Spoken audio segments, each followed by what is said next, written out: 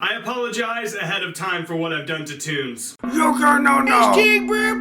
So creativity in Yu-Gi-Oh! Is not completely dead, guys. If you put your mind to it, you can innovate just about any deck and make it at the very least playable. And on top of that, new cards are coming out all the time, like the new Foolish Burial card that sends a spell, that allows you in Monarchs to send a Prime or a Pantheism, or in Volcanics to send the Reload. The point I'm trying to make here is, like I said, if you put your mind to it, you can make just about any deck playable. And I've loved Toons forever, and I kind of set out to break the deck because I've never been able to do it, but I think I overdid it. I think I made cancer. Like I said, I apologize ahead of time for this deck profile because I think I've completely bastardized Toons, but in my defense, I did make the deck really playable. So getting to the deck profile, of all things, you start off with the Rabbit engine. And our Rabbit target is Toon Alligator. And the main reason why you play Toon Alligator is because it's a water. The whole goal of this deck is to turbo out Bahamut Shark and then Toadally Awesome in before Link Summoning. And Toon Alligator isn't a Toon type monster, but it does have Toon in the name and it looks like a Toon, so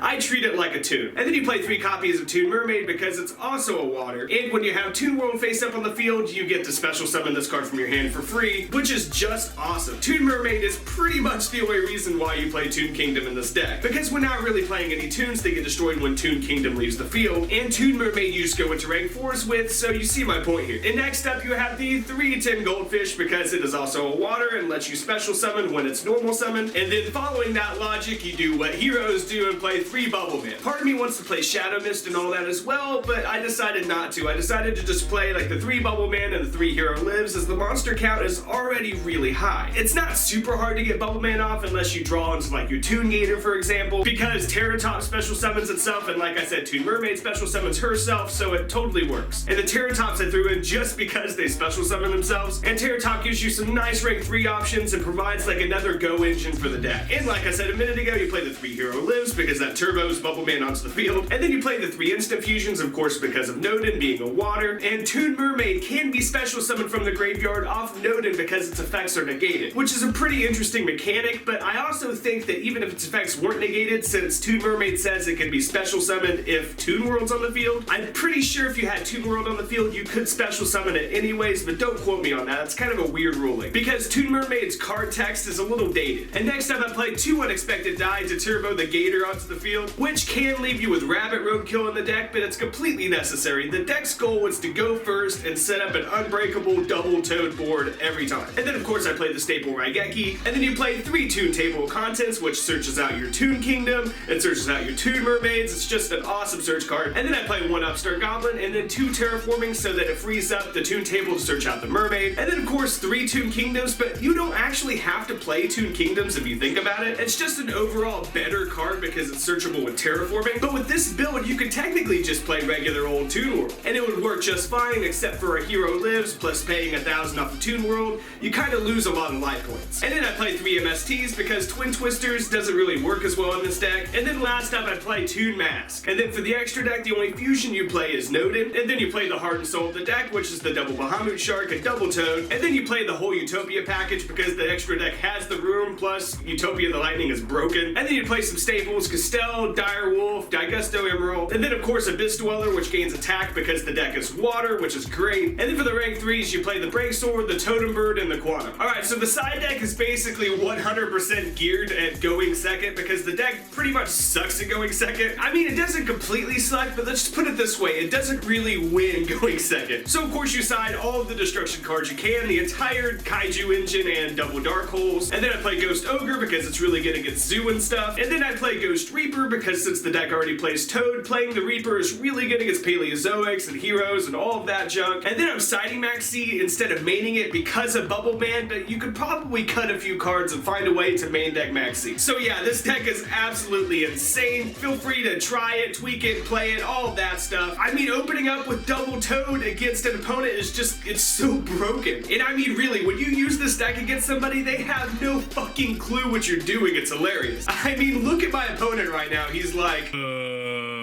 what? But yeah, this deck is named Totally Toon Turbo. Feel free to play around with it with your friends. And as always, guys, dick slap that like button and subscribe.